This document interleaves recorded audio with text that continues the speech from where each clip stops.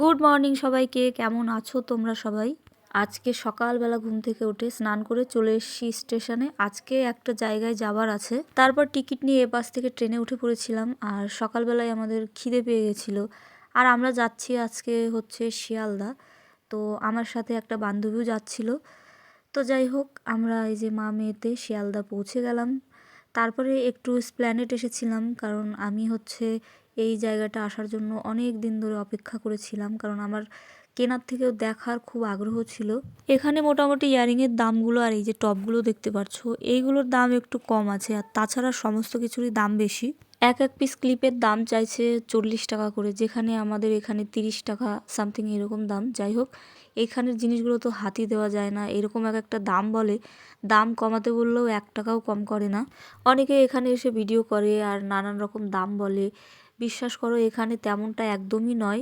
এখানে শুধুমাত্র এই যে ইয়ারিংগুলো আর এই পার্সগুলো, ছোট ছোট এই যে খেলনাগুলো, এইগুলোর একটু দাম কম, তাছাড়া সমস্ত কিছুর দাম বেশি এখানে। তবে একটা কথা বলতেই হয়, এখানের কোয়ালিটিগুলো মোটামুটি ভালো। এখানে এসে নতুন নতুন অনেক কিছুই চোখে পড়লো, যেমন এই ভোমরা পুতুল আর এই সফট টয়টা কি সুন্দর দেখতে। সফট টয়টা দেখে আমার মেয়ের কথা মনে পড়ে গেল, কারণ সফট টয়টা ওর মতোই গোলুমোলু ছিল।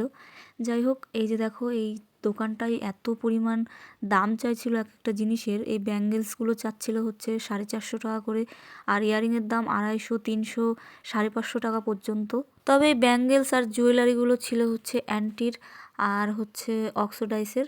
তো এখানে দেখো অনেক রকমের ঘর সাজানো আইটেমও ছিল।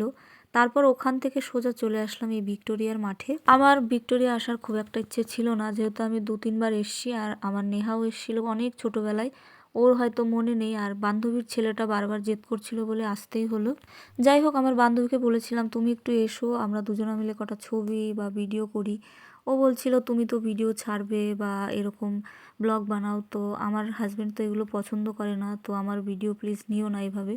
তো যাই হোক, সবাই তো আর সব রকম পছন্দ করে না, তো তার জন্য আর তাকে নেওয়া হয়নি। আর আমার মেয়েটার কাণ্ড দেখো, ও এখান থেকে একটা পাথর কুড়িয়ে নিয়ে যাচ্ছে, বলছে মা আমি এখান থেকে একটা স্মৃতি হিসাবে পাথর নিয়ে যাচ্ছি। তারপর ভিক্টোরিয়ার সামনে থেকে আমরা একটা ক্যাফে বুক করেছিলাম, সেখান থেকে চলে আসলাম নিউ টাউনে। তো নিউ টাউনে এই যে ঝুলন্ত রেস্টুরেন্ট আছে, সেখানে গিয়ে আমরা কিছু খাওয়া দাওয়া করব। যাই হোক, এখানে ঢুকতে মোটামুটি 100 টাকা করে টিকিট, আর খাবারের দাম তো এক্সট্রা আছেই। তো যাই হোক, আমরা এই যে ঢুকে গেলাম, আর ওপরে গিয়ে দেখছি পুরোটা খালি, কেউ নেই।